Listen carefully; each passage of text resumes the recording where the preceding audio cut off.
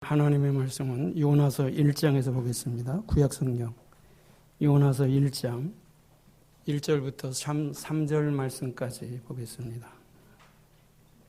한 목소리로 합독을 합니다.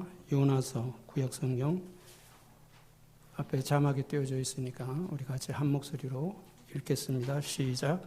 여호와의 말씀이 아밀대의 아들 요나에게 임하니라. 이르시되 너는 일어나 저 큰 성읍 니느웨로 가서 그것을 향하여 외치라. 그 악독이 내게 세상되었음이라 하시니라.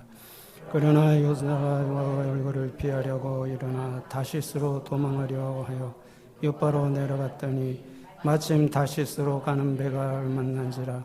여호와의 얼굴을 피하여 그들과 함께 다시스로 가려고 뱃삭을 주고 배에 올랐더라.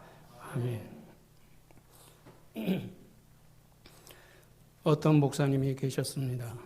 이 목사님은 목회를 하시는 중에 선교에 대한 도전을 받게 됩니다. 이 도전을 하나님이 부르심으로 확신하고 선교사로 헌신하기 위하여 선교지를 놓고 기도하기 시작했습니다.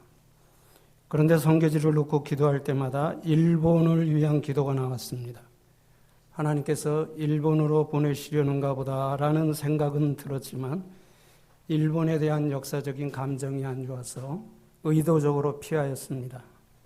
그래서 선교지를 태국으로 결정하고 모 선교단체에 지원을 하였습니다. 서류 심사가 끝나고 인터뷰를 하기 위하여 여러 목사님들과 자리를 함께 했습니다. 서로 진지한 질문이 오고 갔습니다. 인터뷰가 끝날 즈음에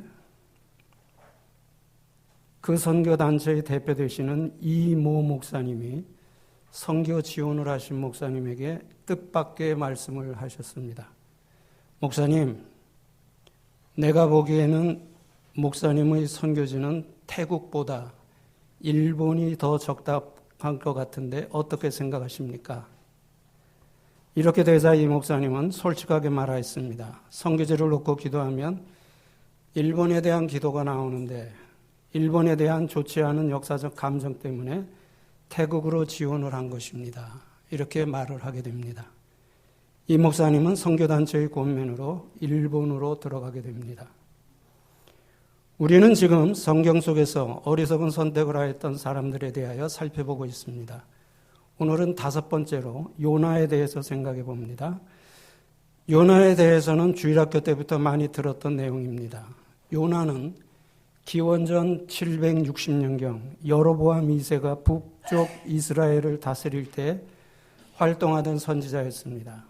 이 당시에는 역사에서 가장 잔인한 제국으로 기록되었던 아수르가 강대국으로 군림하고 있었기 때문에 북쪽 이스라엘과 아수르와의 관계는 별로 좋지 않았습니다.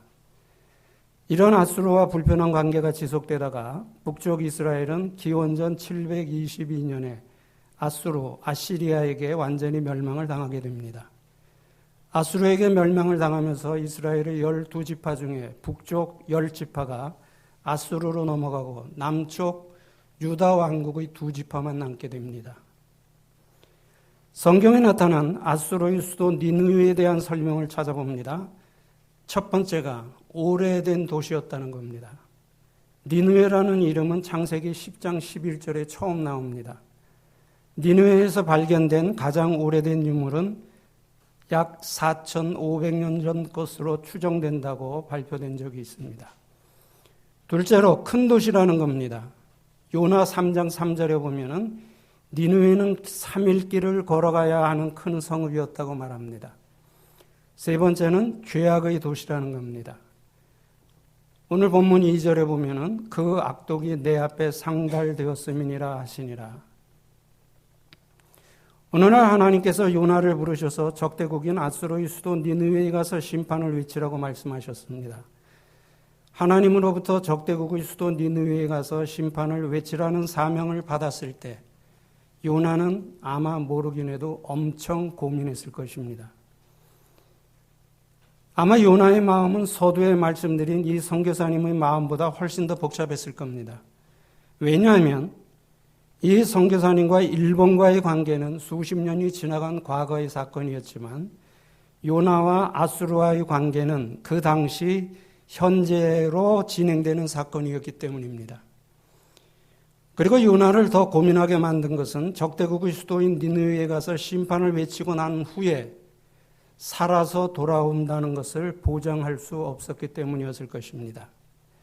그래서 요나는 고민 끝에 하나님의 낯을 피하려고 다시스, 지금의 스페인 지역으로 도망가는 어리석은 선택을 하고 맙니다.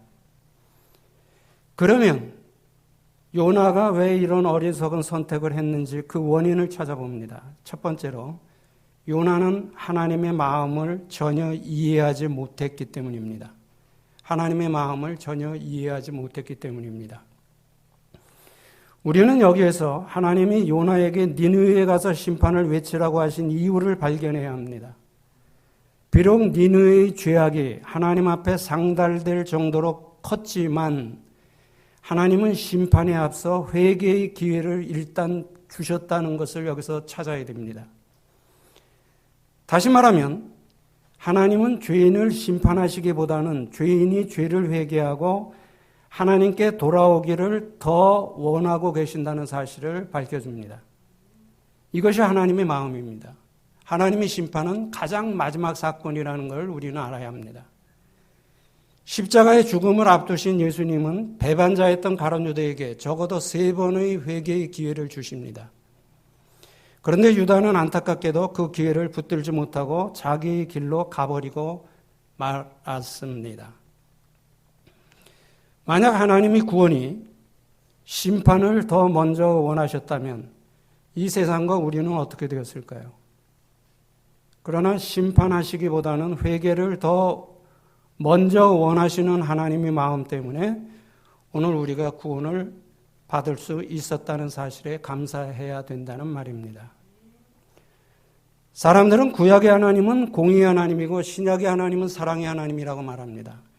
그러나 이것은 정확한 말이 아닙니다. 왜냐하면 구약에도 하나님의 공의와 사랑이 나오고 신약에도 하나님의 공의와 사랑이 나오기 때문입니다. 그런데 분량으로 나누어 봤을 때 심판에 대한 메시지는 구약보다 신약이 더 많다는 겁니다. 신약의 심판의 메시지가 더 많이 나온다는 사실입니다. 하나님이 말씀하시는 하나님의 마음을 찾아보겠습니다. 하나님이 말씀하시는 하나님의 마음, 어떤 마음인가? 에레미야 29장 11절에 보면은 나 여호와가 말하노라 너희를 향한 나의 생각은 내가 하나니 재앙이 아니요 평안이요 곧 너희 장래에 소망을 주려 하는 생각이라 이런 말씀이 있습니다. 하나님이 우리들에게 주시기 원하는 것은 재앙이 아니라 평안이라는 사실입니다. 그 다음에 하나님의 마음에 대한 바울의 말을 들어봅니다. 디모데전서 2장 4절에 하나님은 모든 사람이 구원을 얻으며 진리를 아는 데 이르기를 원하시느니라. 하나님은 모든 사람이 구원을 얻으며 진리를 아는 데 이르기를 원하시느니라. 하나님의 마음에 대한 베드로의 말을 들어봅니다. 베드로서 3장 9절에 주의 약속은 어떤 이의 더디다고 생각하는 것 같이 더딘 것이 아니라 오직 너희를 대하여 오래 참으사 아무도 멸망치 않고 다 회개하기에 이르기를 원하시느니라. 너희를 대하여 오래 참으사 아무도 멸망치 않고 다 회개하기에 이르기를 원하시느니라. 하나님께서 요나에게 직접 하신 말씀도 있습니다. 요나서 4장 11절에 보면은 이 큰 성읍 니느웨는 좌우를 분별치 못하는 자가 12만 명이요 육축도 많이 있나니 내가 아끼는 것이 어찌 합당치 아니하냐. 이것이 하나님의 마음이라는 겁니다. 성경 전체에서 죄인이 회개하고 돌아오기를 기다리는 하나님의 마음이 가장 잘 나타나 있는 성경이 어디라고 생각하십니까? 하나님의 마음이 가장 잘 나타나 있는 곳. 누가복음 15장의 탕자의 비유입니다. 아버지를 떠나서 재산을 탕진해버린 둘째 아들이 돌아오기를 문 열어놓고 기다리는 아버지. 돌아온 아들을 위하여 잔치를 베풀어주고 아들의 지위를 회복시켜주신 아버지의 마음이 곧 죄인이 회개하고 돌아오기를 기다리는 하나님의 마음이라는 겁니다. 이 마음을 우리가 모르면 안 돼요. 이 마음을 느끼지 못하면 안 됩니다. 그래서 탕자의 비유의 주인공은 어떤 사람들은 탕자라고 말하는데 탕자가 아닙니다. 아버지입니다. 돌아오기를 기다리는, 문 열어놓고 기다리는 아버지의 마음, 그 아버지가 탕자 비유의 주인공이라는 거예요. 그런데 요나는 심판보다 회개를 더 원하시는 이러한 하나님의 마음을 전혀 이해하지 못했다는 겁니다. 만약 요나가 심판보다 회개를 더 원하시는 하나님의 마음을 조금이라도 이해했다면 다시스로 도망가는 어리석은 선택은 결코 하지 않았을 것입니다. 자, 그러면 요나로 하여금 앗수르가 회개하여 용서받기보다는 심판을 받아 멸망하기를 원하게 만든 원인, 앗수르가 심판받기를 원하게 만든 원인이 무엇일까요? 그것은 민족주의에 빠져 있었기 때문이라고 볼 수 있습니다. 민족주의에 빠져 있었기 때문이라고 볼 수 있습니다. 여기서 유대인들이 가지고 있는 민족주의 배경에 대해서 잠깐 살펴봅니다. 하나님은 아브라함을 갈대아 우르에서 부르실 때 하신 말씀이 있습니다. 창세기 12장 1절부터 3절까지 내가 너로 큰 민족을 이루고 내게 복을 주어 내 이름을 창대케 하리니 너는 복의 근원이 될지라. 너를 축복하는 자에게는 내가 복을 내리고 너를 저주하는 자에게는 내가 저주하리니 땅의 모든 족속이 너를 인하여 복을 얻을 것이니라. 이런 말씀을 하십니다. 하나님이 아브라함을 부르심에서 두 가지의 목적을 찾아볼 수가 있습니다. 첫째, 아브라함을 유대 민족의 조상으로 삼으시기 위하셨다는 것. 아브라함을 유대 민족의 조상으로 삼기 위하셨다.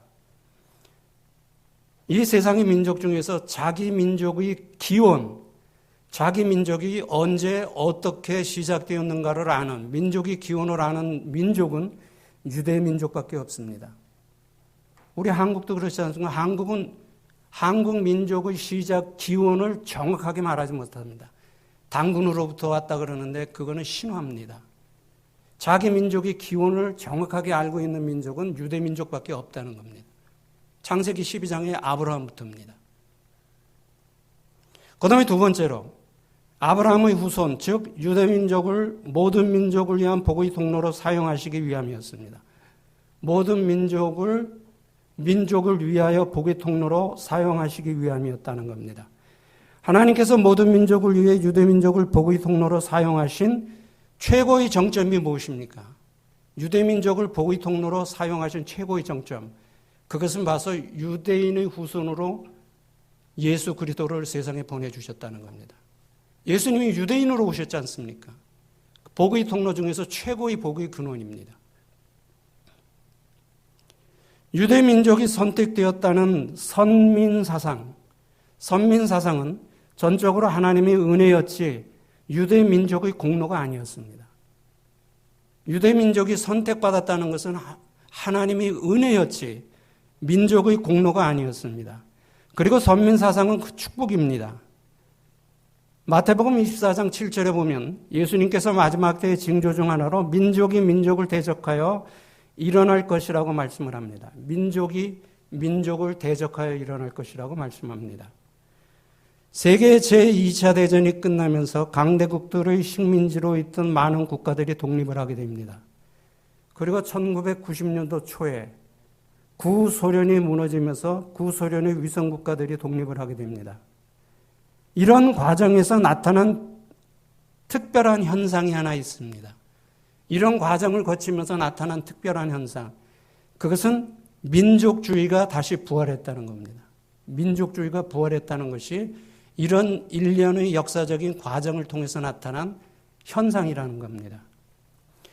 역사의 종말이 되어갈수록 국가의 개념보다 민족의 개념이 더 두드러지게 될 것이라고 보는 학자들도 많습니다. 그래서 수많은 민족들이 섞여서 살아가는 세상에서 민족주의는 없어질 수가 없습니다. 민족주의는 없어질 수가 없습니다. 다만 서로 어울려 잘 살아가기를 바랄 뿐입니다. 그런데 그것이 말보다 생각보다 쉽지 않다는 겁니다.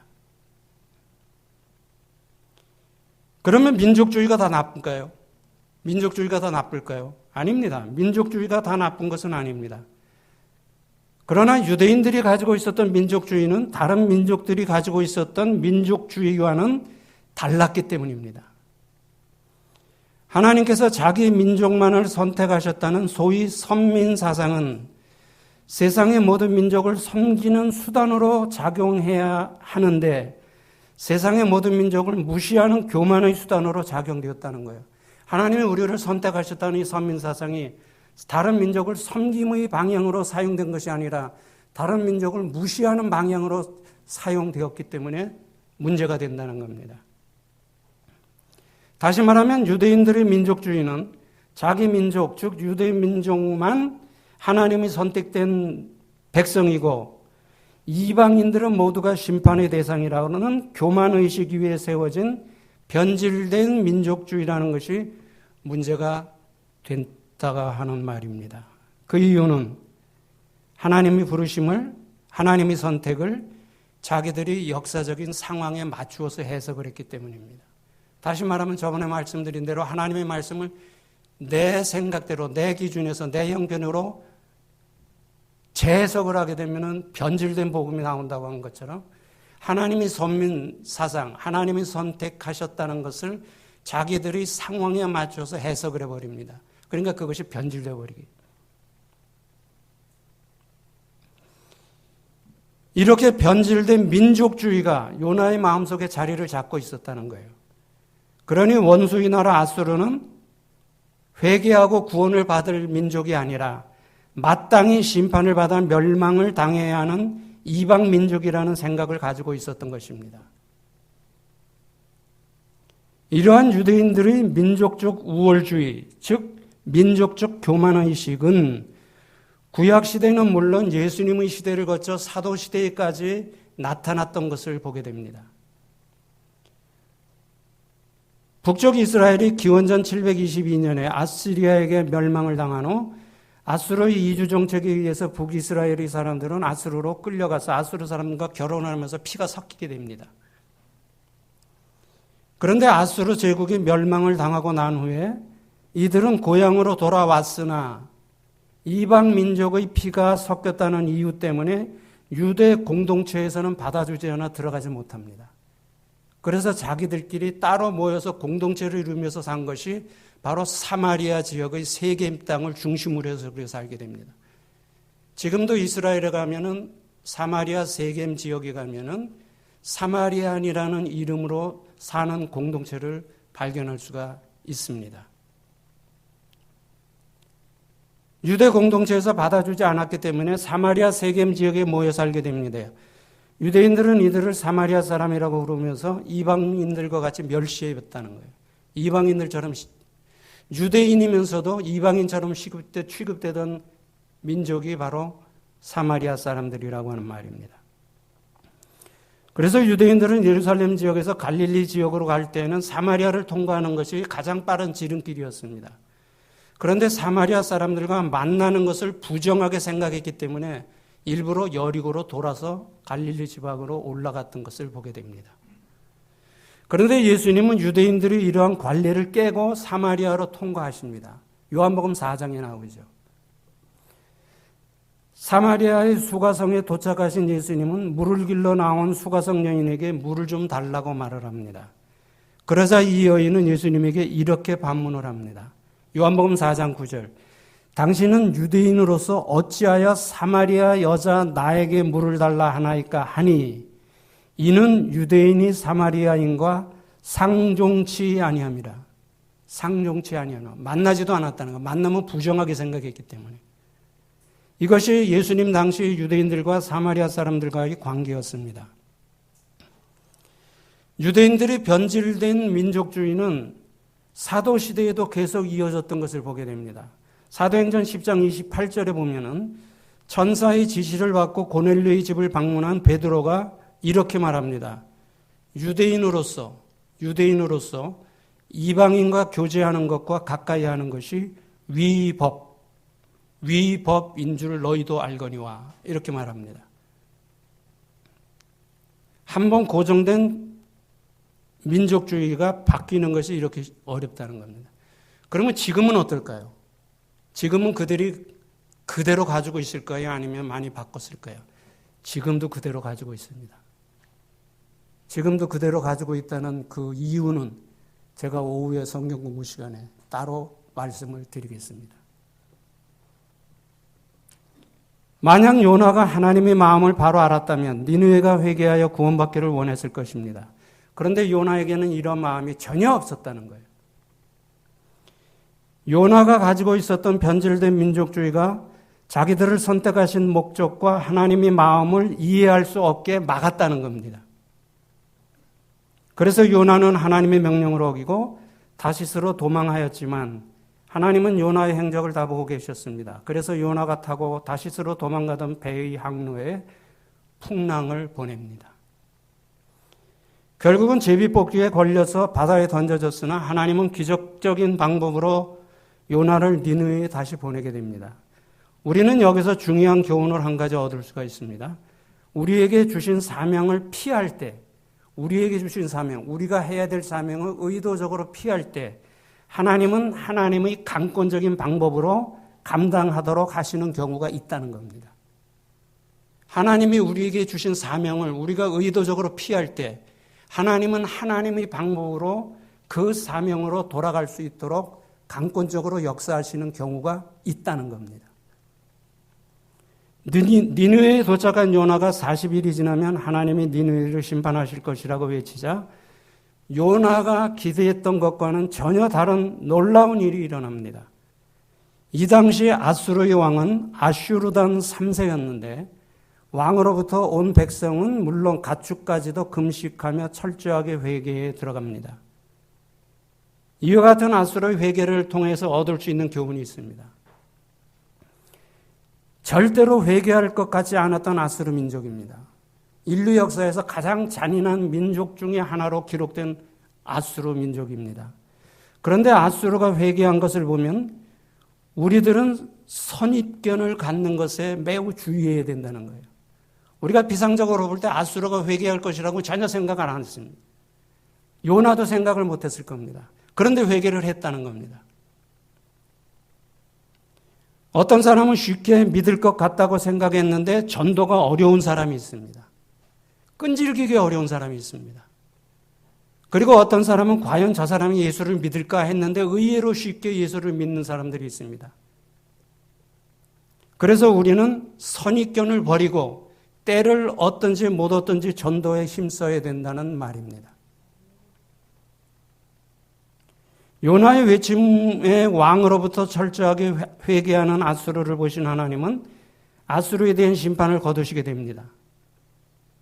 심판을 거두신 하나님께 대한 요나의 반응입니다. 첫째 반응이 4장 1절에 이렇게 기록되어 있습니다. 요나가 심히 싫어하고 노하여. 요나는 간도 컸던 것 같아요. 하나님에게 싫어하고 노했다는 겁니다. 심판을 거두신 하나님의 결정을 심히 싫어하고 화를 내었다는 것입니다. 요나 2장에 보면은 바다에 빠진 후 큰 물고기 뱃속에 들어가 회개하는 내용이 나옵니다. 이렇게 철저하게 회개를 하고도 하나님이 니느웨를 용서하시자 하나님께 대하여 공격적인 반응을 보였다는 거예요. 이렇게 회개하고도 공격적인 반응을 보였다는 겁니다. 사람이 고정관념을 버리고 변화된다는 것, 고정관념을 깨트려 버린다는 것이 이렇게 어렵다는 거예요. 요나의 반응은 하나님, 니느웨를 심판하셔야 하는 거 아닙니까? 심판하시겠다고 해놓고 이제 와서 용서해 주시는 이유가 뭡니까? 따진 거예요. 일종의 항의였습니다. 둘째 반응입니다. 그러면서 요나는 니느웨를 심판하실 것을 기대한 것 같습니다. 요나서 4장 5절에 요나가 성에서 나가서 그 성 동편에 앉되 거기서 자기를 위하여 초막을 짓고 그 그늘 아래 앉아서 성읍이 어떻게 되는 것을 보려 하니라. 성 맞은편에 가서 초막을 지어놓고 지금 성이 멸망당하는 것을 관람하고 있다는 거예요.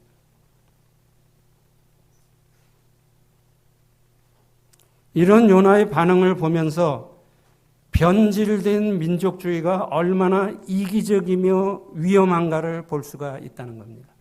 얼마나 이기적이며 위험한가를 볼 수 있다는 거예요. 우리는 요나의 이러한 상황을 통해서 두 가지 문제를 생각해 보아야 합니다.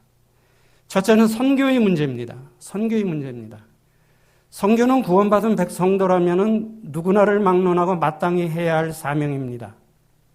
그런데 하나님과 예수님의 마음을 이해하는 성도들만이 할 수 있는 특권이라는 거예요. 선교는 누구나 해야 합니다. 구원을 받았다고 고백한다면 누구나 해야 합니다. 그러나 하나님의 마음을 이해하는 자들만이 할 수 있는 특권이라는 거예요. 아무나 못한다는 겁니다.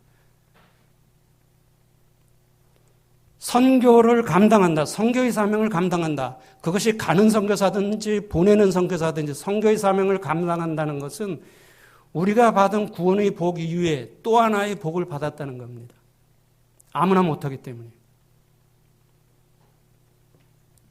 제가 어느 교회 가서 이렇게 얘기하니까 어떤 교인이 그러더라고요. 목사님은 선교사 출신이니까 그렇게 말하지. 선교사 출신이니까. 근데 하나는 알고 하나를 모르는 겁니다. 선교사 출신이니까 선교를 해야 된다고 말하는 것이 아니라 선교가 중요하다고 깨달았기 때문에 선교지에 가서 사역을 했다는 거예요. 그걸 바꿔서 생각해야 되는데 그 바꿔서 생각을 못합니다.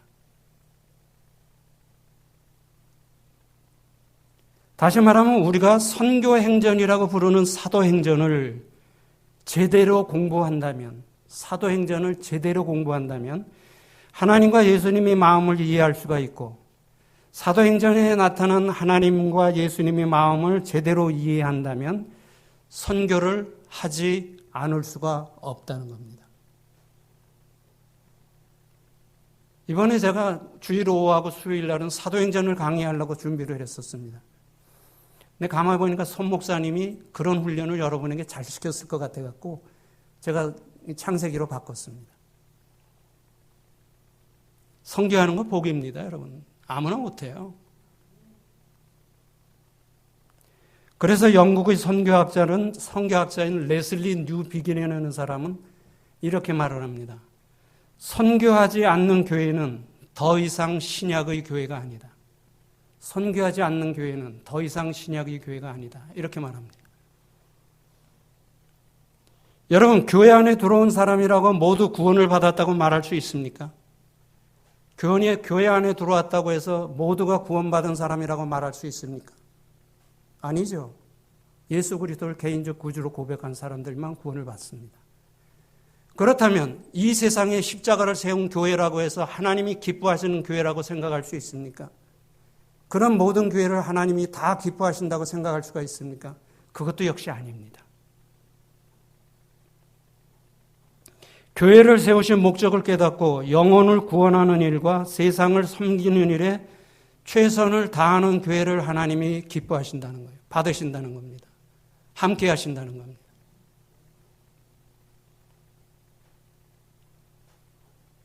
우리는 예수님의 삶의 세 가지 모습을 통하여 교회의 사명을 다시 한번 기억해야 합니다.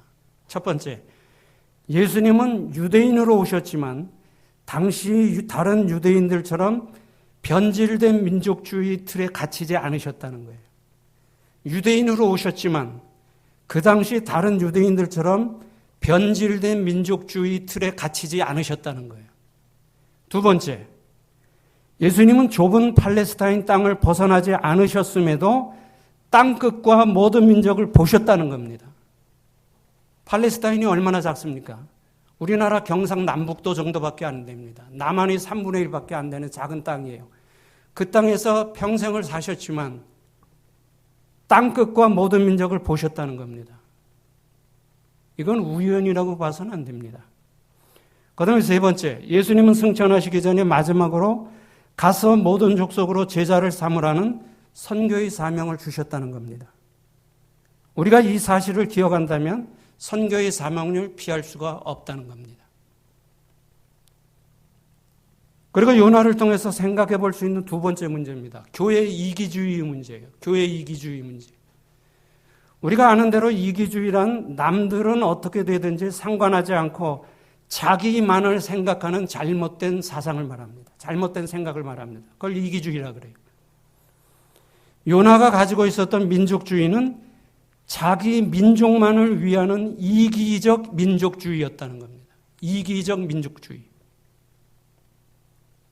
그런데 요나의 변질된 민족주의가 오늘날에는 교회의 이기주의라는 모습으로 교인들이 마음속에 자리를 잡고 있다는 사실을 인정을 해야 합니다.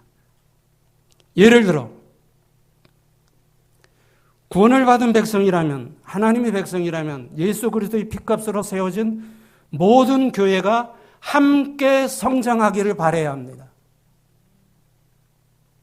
예수 그리스도의 피로 세워진 모든 교회가 함께 성장해서 하나님 나라 확장에 쓰임받기를 원해야 된다는 거예요. 그런데 이런 소원을 가진 사람들이 얼마나 됩니까? 거의 없잖아요.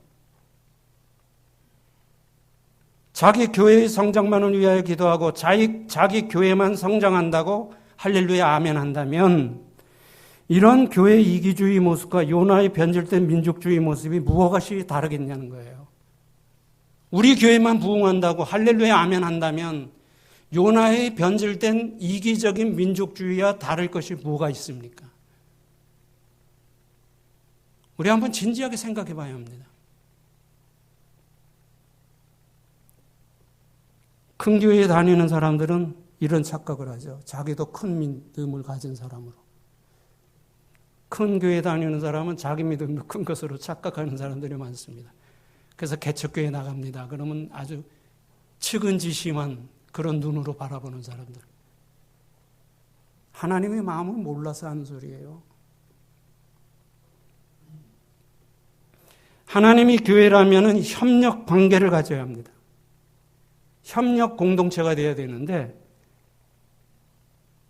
경쟁 공동체가 됩니다. 보이지 않게 경쟁을 해요. 이게 교회 이기주의 모습이라는 겁니다. 우리는 그렇게 하지 마십시다. 하나님이 교회면 다 같이 부흥하는 걸 원하고 기도해주고 축하해주고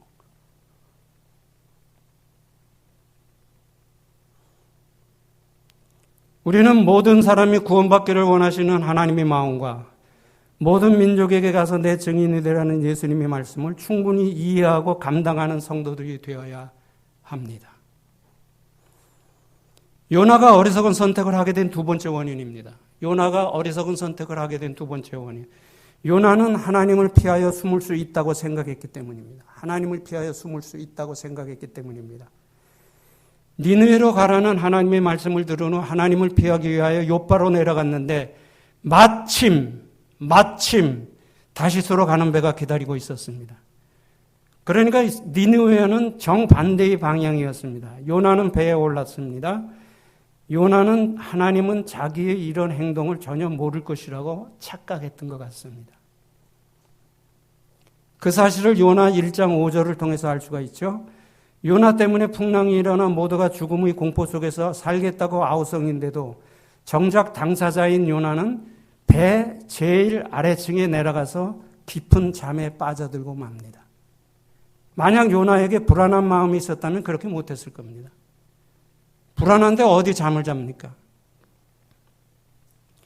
다시스로 도망가는 요나는 물론 창세기 3장의 아담과 하와의 선악과 사건, 사사기 6장의 아간 사건, 사무엘하 11장의 다윗과 밧세바 사건, 열왕기하 5장의 게하시 사건, 사도행전 5장의 아나니아와 사피라 사건 같은 것들은 우리 인간은 하나님 앞에서 생각까지도 공개된 존재라는 것을 가르쳐 줍니다.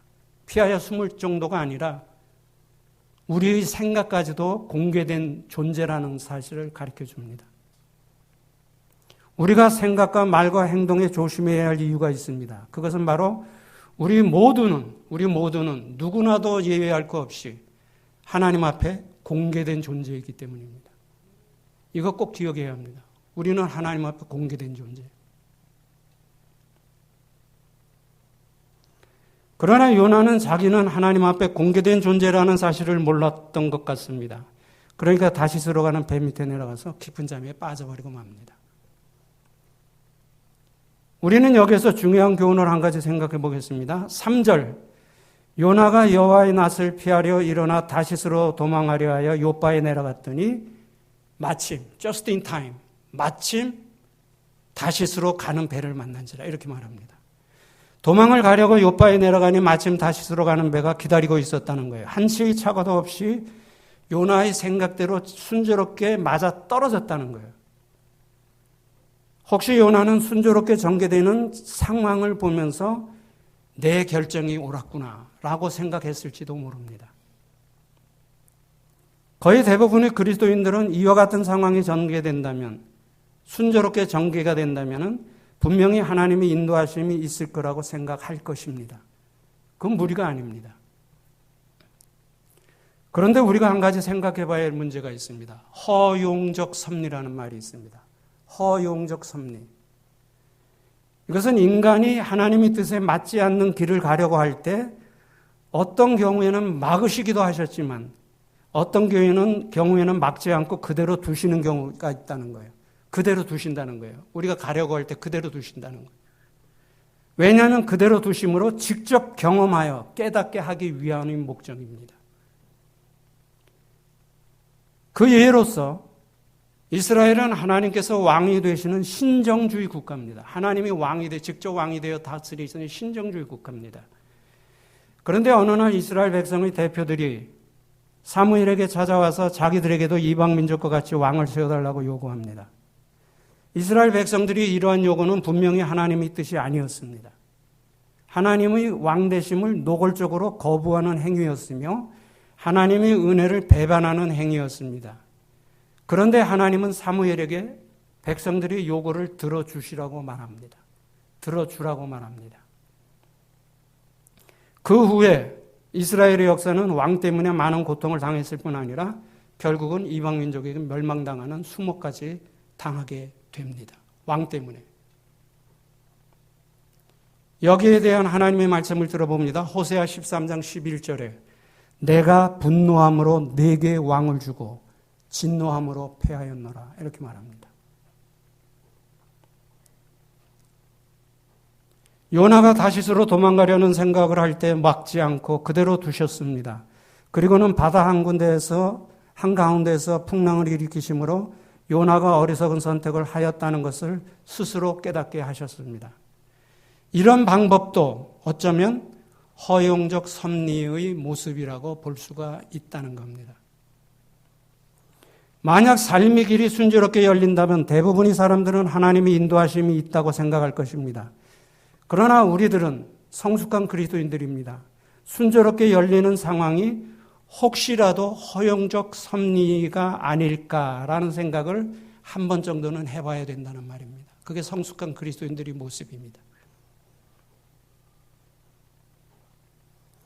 요나가 어리석은 선택을 하게 된 원인은 심판 전에 회개의 기회를 주시는 하나님의 마음을 이해하지 못했기 때문입니다. 요나의 마음속에 변질된 민족주의가 자리 잡고 있었기 때문입니다. 선교는 하나님의 은혜로 구원받은 모든 성도들이 해야 할 사명입니다.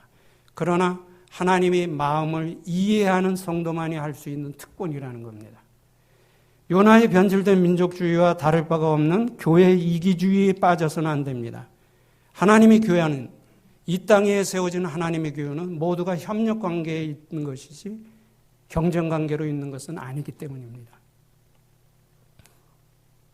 그래서 하나님의 교회는 모두 함께 성장해 가야 합니다. 그리고 이것을 위해서 기도를 하는 성숙함이 있어야 합니다.